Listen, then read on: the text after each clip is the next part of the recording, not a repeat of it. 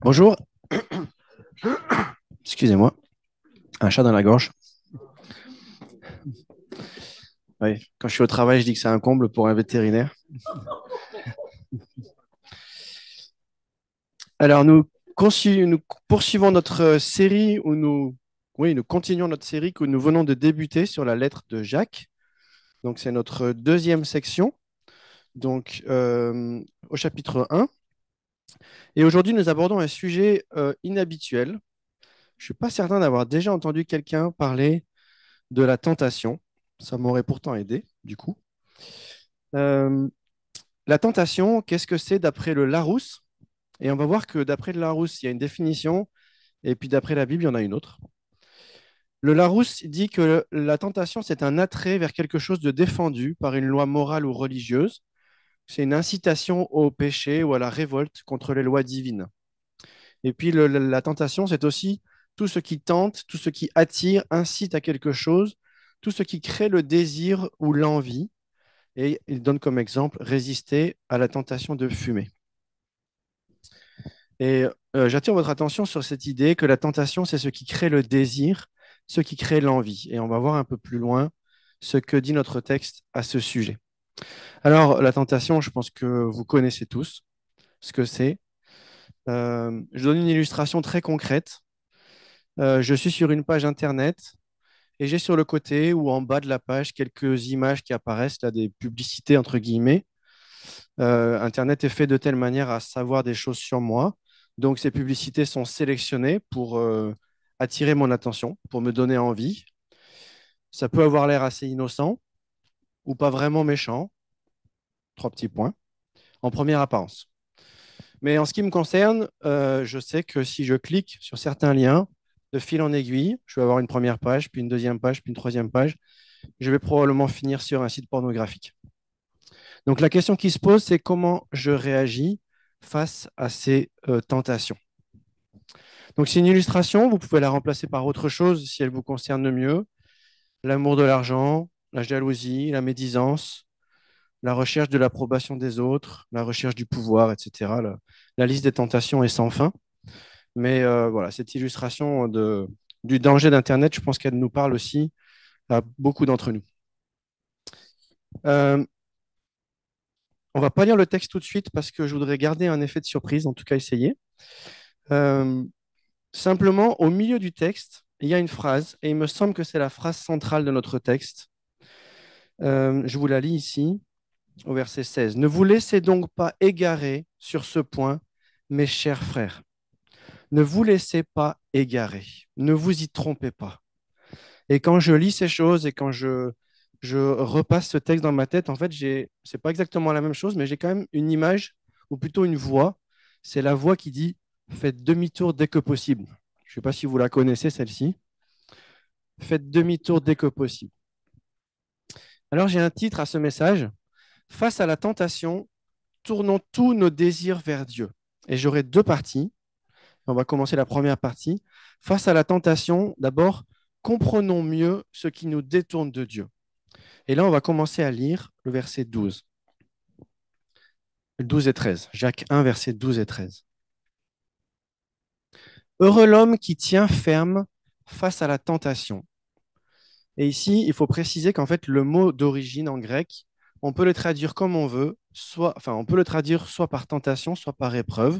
C'est le même mot. Et ça rend les choses parfois un peu délicates de savoir est-ce qu'on parle d'épreuve, est-ce qu'on parle de tentation, et il faudra qu'on essaie de faire la différence. Car après avoir fait ses preuves, il recevra la couronne du vainqueur, la vie que Dieu a promise à ceux qui l'aiment. Ou dans d'autres Bibles, c'est il recevra la couronne de vie. Que personne devant la tentation ne dise c'est Dieu qui me tente, car Dieu ne peut pas être tenté par le mal et il ne tente lui-même personne.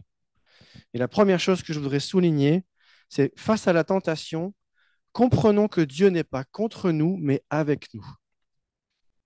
Au verset 12, en fait, on a une transition entre le paragraphe d'avant qui a commencé par heureux, pardon, je ne suis pas au bon endroit.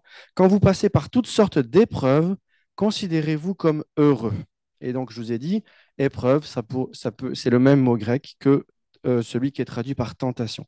Et ici, on a heureux l'homme qui tient ferme face à la tentation ou dans l'épreuve. C'est la conclusion de ce paragraphe et c'est aussi à la fois la conclusion du paragraphe précédent et à la fois l'introduction du paragraphe suivant qui, lui, parle vraiment de tentation puisqu'il dit Dieu ne peut pas être tenté par le mal. On va voir un peu plus loin la différence entre tentation et épreuve. Mais ce que dit ce verset 12, c'est en fait que Dieu est de notre côté. Dieu est de notre côté dans l'épreuve et dans la tentation. Il promet de nous donner la récompense après que nous ayons tenu ferme, après que nous ayons fait nos preuves. Alors je vous pose la question, en quoi ça consiste de tenir ferme dans l'épreuve et la tentation, à votre avis? En quoi ça consiste? Ne pas perdre la foi, ne pas pécher, ça c'est dans la tentation du coup, rester en paix,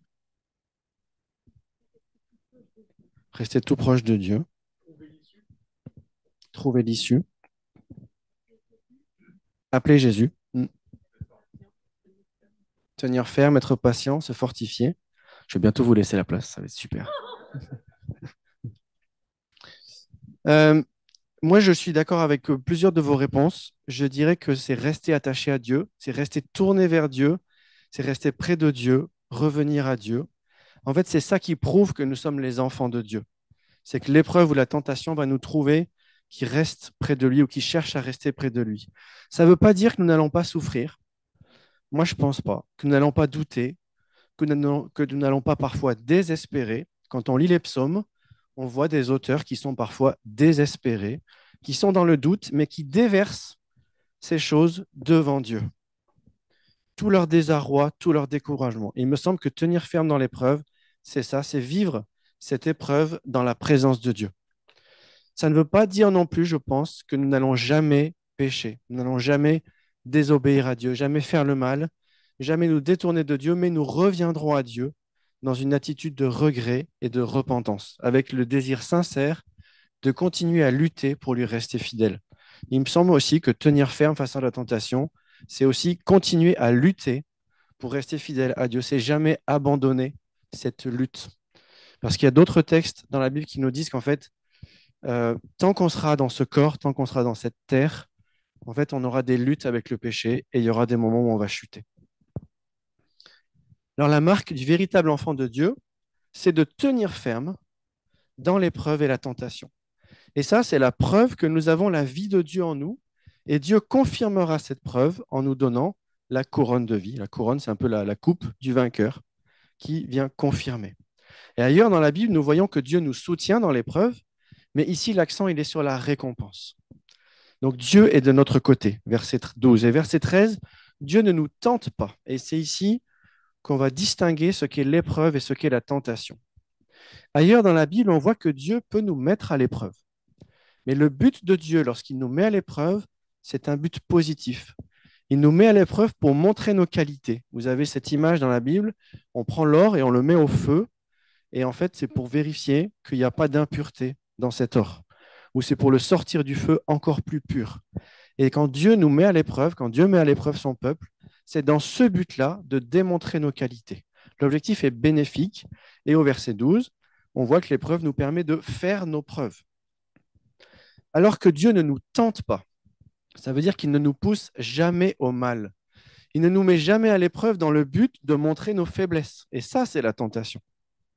La tentation, c'est le moment où nous sommes incités à désobéir à Dieu, le moment où nous sommes incités à offenser Dieu, à nous détourner de Dieu.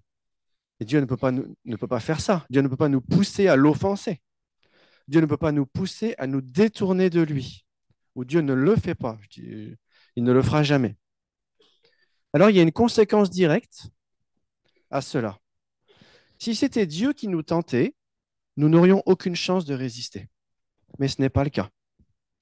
Nous avons la possibilité de tenir. Nous avons la possibilité de surmonter la tentation. Il n'y a pas de fatalité à ce que la tentation nous conduise au péché. Et si vous êtes comme moi, vous pouvez être tenté de dire, en fait, c'est plus fort que moi. Je n'y arrive pas. Je ne peux pas. Parfois, il y a certains qui diront, je suis comme ça, je suis colérique.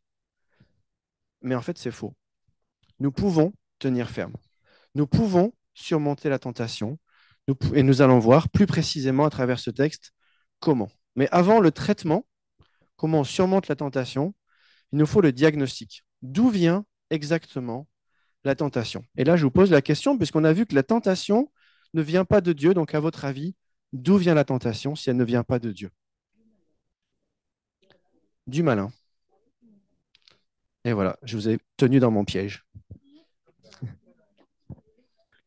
Je pense que Jacques nous a lui-même posé ce piège. Il nous dit, Dieu ne peut pas nous tenter. Donc, la tentation, on se dirait, bah, vient du diable. Mais regardez ce que Jacques dit. Lorsque nous sommes tentés, verset 14, ce sont les mauvais désirs que nous portons en nous qui nous attirent et nous séduisent. Puis le mauvais désir conçoit et donne naissance au péché. Et le péché, une fois parvenu à son plein développement, engendre la mort. On s'attendait à avoir le diable comme auteur de la tentation. Eh bien non, ce sont nos mauvais désirs. Et je crois que Jacques nous avait tendu ce piège parce que les destinataires initiaux étaient des gens de culture juive de cette lettre. Et il y a beaucoup d'allusions dans cette lettre à Genèse 3. C'est le chapitre de la Bible où on voit le diable qui tente Adam et Ève et qui les pousse à se détourner de Dieu. Et pourtant, il y a une autre réponse.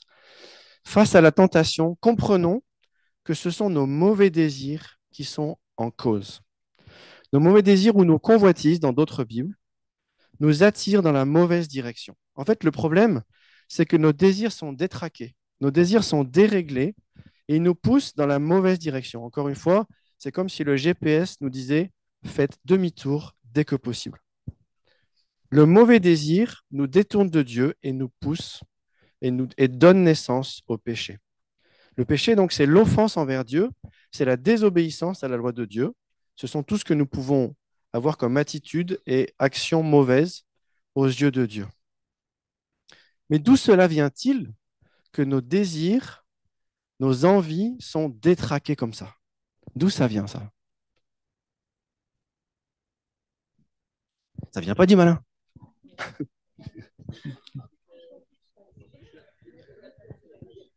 Eh oui, j'ai cité Genèse 3 et c'est ça. C'est le péché originel. C'est au moment où le péché est entré dans le monde, tout a été corrompu. La création entière a été corrompue et nous aussi, nous avons été corrompus physiquement, à l'apparition de la maladie, du vieillissement et de la mort, et spirituellement, nous avons été coupés de Dieu, séparés de Dieu, et du coup, nos désirs, nos réactions les plus profondes, instinctives, eh ben, en fait, elles sont détournées de Dieu. Du coup, le péché, ce n'est pas seulement nos actions mauvaises, mais c'est aussi notre état. Nous naissons pécheurs. En fait, ce texte nous dit, on a besoin de l'aide de personne pour faire le mal. On n'a personne qui a besoin de nous aider. On n'a pas besoin qu'on nous apprenne. Il suffit qu'on grandisse, qu'on soit capable de faire des choses et on va faire des choses mauvaises. Alors, au lieu d'être tourné vers Dieu, nos désirs se tournent ailleurs et c'est à ce moment-là, en fait, qu'ils deviennent mauvais. C'est parce qu'ils ne sont pas tournés vers Dieu. La Bible le dit de différentes façons, à différents endroits. Par exemple, dans la lettre aux Romains, au chapitre 7, l'auteur se désole. Il dit les choses comme ça. Il dit, je ne fais pas le bien que je voudrais faire, mais le mal que je ne voudrais pas faire, je le fais. Et il dit, c'est à cause du péché qui habite en moi. Ou bien dans la lettre aux Galates, c'est marqué, les désirs de l'homme livré à lui-même, les désirs de l'homme naturel, sont diamétralement opposés à ceux de l'Esprit de Dieu. Et ici, au verset 14, nos mauvais désirs nous attirent et nous séduisent. Et en fait, dans le grec original, il y a une image qui est tirée de la chasse et de la pêche. Nos mauvais désirs nous leurrent, nous appâtent, nous trompent, nous aveuglent, nous hameçonnent, nous prennent au filet, nous rendent prisonniers. En fait, ça veut dire que si nous laissons libre cours à nos mauvais désirs, nous allons droit vers le péché, droit vers le mal. Jésus le disait ainsi, si nous nous laissons aller à la colère contre notre frère, en fait, c'est comme si nous avions déjà commis le meurtre. Si nous nous laissons aller à convoiter la femme d'un autre, c'est comme si nous avions déjà commis l'adultère. Voilà le terrible diagnostic qui est posé sur nos vies. Nous sommes marqués par le péché. Nos désirs sont détraqués et si nous les laissons faire, ils nous attirent vers la tentation et le péché Et le péché conduit finalement à la séparation éternelle avec Dieu, c'est-à-dire la mort. Donc ne cherchons pas ailleurs qu'en notre cœur tordu, la cause de notre faiblesse face à la tentation. Alors avons-nous un espoir? Oui, oui, nous avons un espoir dans la personne de notre divin Père. C'est vrai, nous sommes pécheurs, nous sommes naturellement incapables de résister à la tentation, mais Jésus-Christ est venu nous sauver. Il a été victorieux sur la tentation. Il n'a jamais rien fait de mal. Et sur la croix, il a été condamné à notre place. Il a porté la condamnation de nos fautes. Il est mort pour nous. Il est ressuscité. Et ça, c'est la preuve que Dieu a approuvé ce qu'il a fait. Et il nous garantit la victoire finale. Et encore une fois, on voit au verset 12, après avoir fait ses preuves, l'enfant de Dieu recevra la couronne du vainqueur, la vie que Dieu a promise. C'est Jésus-Christ qui nous garantit la victoire finale. Et Jésus-Christ nous donne une vie nouvelle. Et dans cette vie nouvelle, il y a cette possibilité de tenir ferme dans la tentation et aussi d'avoir des désirs corrigés, des désirs réglés, des désirs tournés de nouveau vers Dieu. Et c'est ce que nous allons voir maintenant. Donc c'est ma deuxième partie. Face à la tentation, tournons-nous vers Dieu. Écoutons enfin ce GPS qui nous dit faites demi-tour dès que possible. Alors on va lire les versets 16 à 18. Ne vous laissez donc pas égarer sur ce point, mes chers frères. Tout cadeau de valeur, tout don parfait nous vient d'en haut, du Père, qui est toute lumière et en qui il n'y a ni changement ni ombre due à des variations.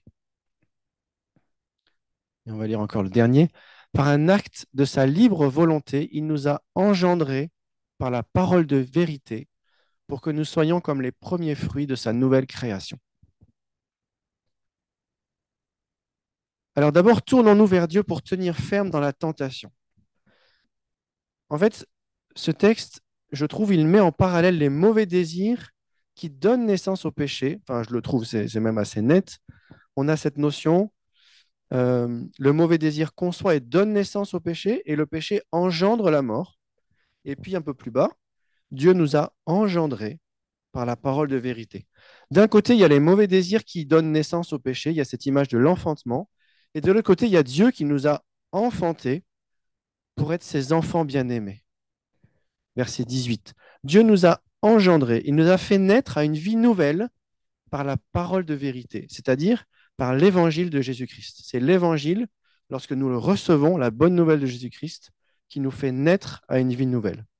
Nous étions captifs, nous étions prisonniers de nos mauvais désirs, nous étions prisonniers du péché et de la mort, mais lorsque nous recevons Jésus-Christ comme Sauveur et Seigneur, alors tout change.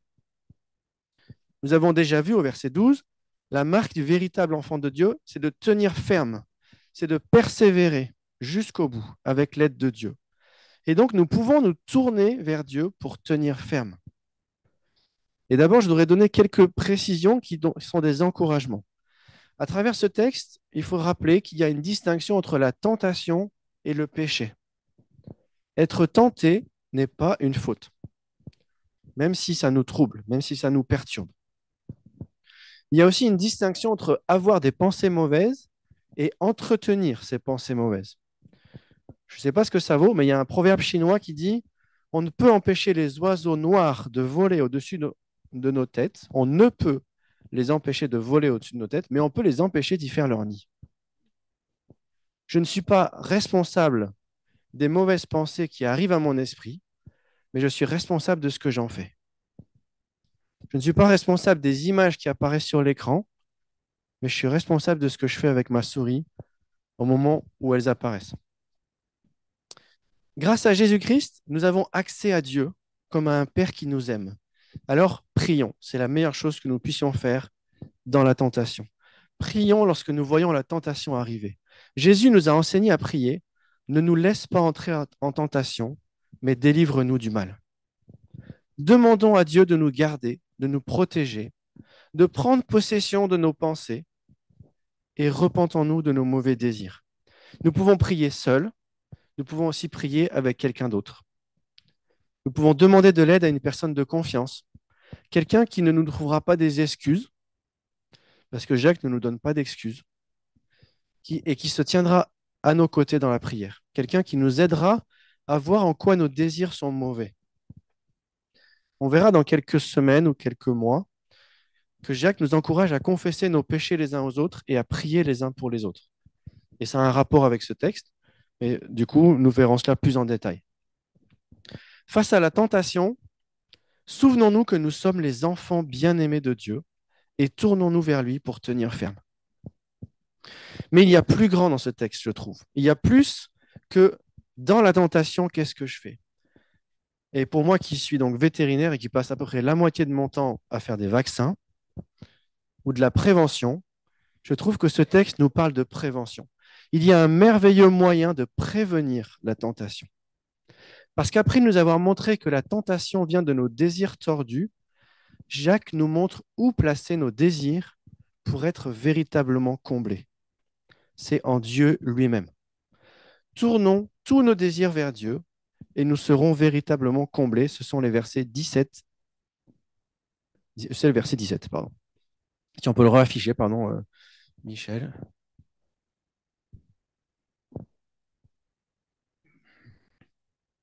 Tout cadeau de valeur, tout don parfait, dans d'autres Bibles, c'est tout don excellent, tout cadeau parfait, nous vient d'en haut, du Père, qui est toute lumière, et en qui il n'y a ni changement, ni ombre due à des variations.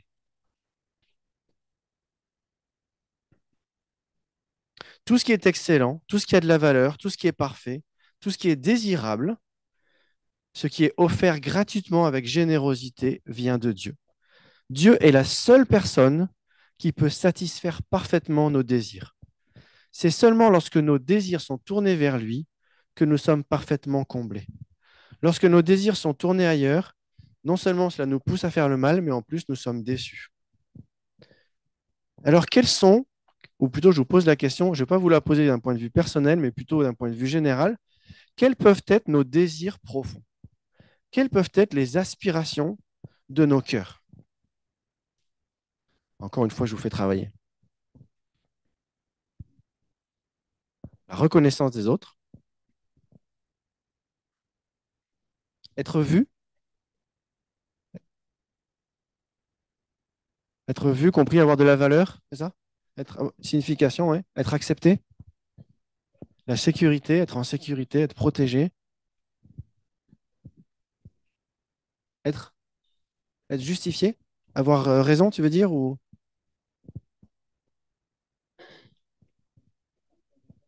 un petit câlin, de l'affection, de l'amour. Et c'est vrai, il y a beaucoup de gens qui sont en souffrance de manque d'amour. Une présence, une présence pour pas être dans la solitude, ouais. Se sentir utile, se sentir ouais, utile, efficace. Alors, des fois, alors ça, c'est encore autre chose. Être, être libéré du mal, de la méchanceté. Mm. Alors, toutes ces aspirations, en fait, en soi, au fond, elles sont pas mauvaises. Le problème, c'est si nous les tournons à un mauvais endroit. Souvent, en fait, nous cherchons des bonnes choses au mauvais endroit. Alors, tournons ces aspirations vers Dieu et lui, il ne nous décevra pas. Il nous comblera parfaitement. Peut-être ce ne sera pas encore parfaitement dans cette vie aujourd'hui. Peut-être que le comblement, je ne sais pas vraiment, la satisfaction complète sera dans l'au-delà. Mais au moins, ça va nous aider aussi à patienter et à persévérer. Dans ce texte, Dieu est appelé notre Père. Et Jacques nous dit mes chers frères, mes chères sœurs, bien sûr aussi. Dans d'autres Bibles, c'est mes frères bien-aimés. Bien-aimés de Jacques, mais encore plus bien-aimés de Dieu. Nous sommes les enfants bien-aimés de Dieu. Dieu a démontré son amour envers nous lorsqu'il a donné son Fils unique, Jésus-Christ, pour qu'il meure pour nous. Et il a démontré son amour pour que nous puissions être ses enfants. Et comme on l'a vu tout à l'heure, nous sommes invités à répondre à son amour par le nôtre. Dieu est aussi lumière. Il est le créateur des lumières. Encore une allusion à la Genèse. Mais ça veut dire aussi qu'il ne change pas. Cette idée de lumière, c'est qu'il ne change pas. Il n'y a même pas une ombre de variation en lui. Il n'y a même pas un tout petit nuage qui passe devant cette lumière pour la faire varier. Nous, nous changeons parce que nous sommes des créatures. Lui, il est le créateur. Il ne change pas. Ça veut dire qu'il est parfaitement fidèle et que nous pouvons totalement nous appuyer sur lui sans être déçus. Nous pouvons compter sur lui. Alors, pour mieux réaliser combien Dieu répond à nos désirs ou pour mieux orienter nos désirs vers Dieu, j'ai un exercice à vous proposer à faire à la maison. Vous pouvez le faire de différentes manières. Vous pouvez le faire en réfléchissant. Vous pouvez le faire aussi sous forme de prière, de louange. Vous pouvez le faire seul, vous pouvez le faire à plusieurs. En fait, vous prenez les lettres de l'alphabet de A à Z et pour chaque lettre, vous trouvez un mot qui décrit qui est Dieu. Donc pour le A, amour. Pour le B, bonté, bienveillance. Voilà. Il y a pour le X, on a le droit des fois. Pour le K, pour le X, des fois, on peut sauter une lettre.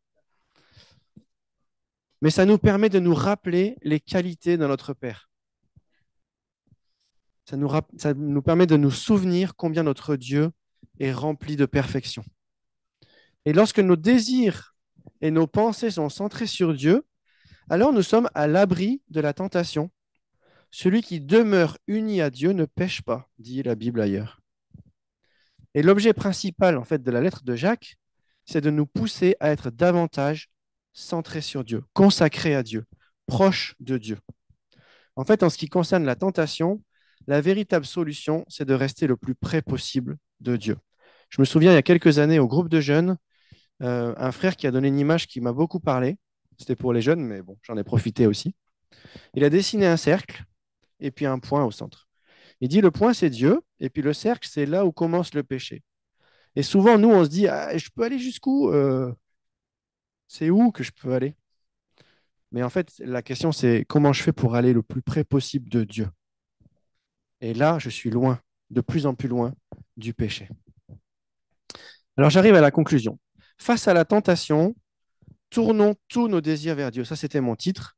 Comprenons ce qui nous détourne de Dieu et tournons-nous vers Dieu pour tenir ferme et pour être véritablement comblés. Jacques voulait corriger deux erreurs. La première, c'est de ne pas bien comprendre ce qui se passe dans la tentation et de trouver des excuses ailleurs que dans notre propre cœur. Et puis la deuxième, c'est de ne pas bien comprendre que nos désirs sont tordus et qu'ils doivent être tournés vers Dieu, que le seul qui va combler nos désirs, c'est lui.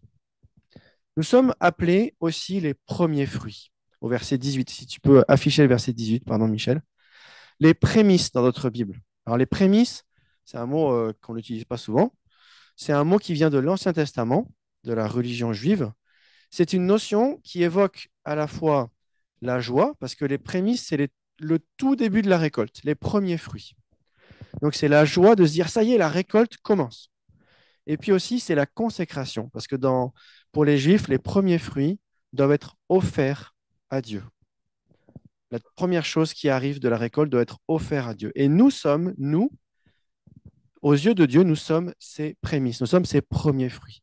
Nous sommes un sujet de joie, nous sommes précieux et nous sommes consacrés à Dieu. Et là encore, c'est l'objectif de cette lettre de Jacques, de nous pousser à vivre conformément à cette réalité. Nous sommes consacrés, nous sommes attachés à Dieu. Et c'est parce que nous sommes consacrés à Dieu que Jacques va nous pousser au fil des chapitres à mettre en pratique notre foi de manière concrète. Et le dimanche prochain, nous verrons donc la foi mise en pratique dans l'obéissance à la parole de Dieu, c'est-à-dire à la Bible.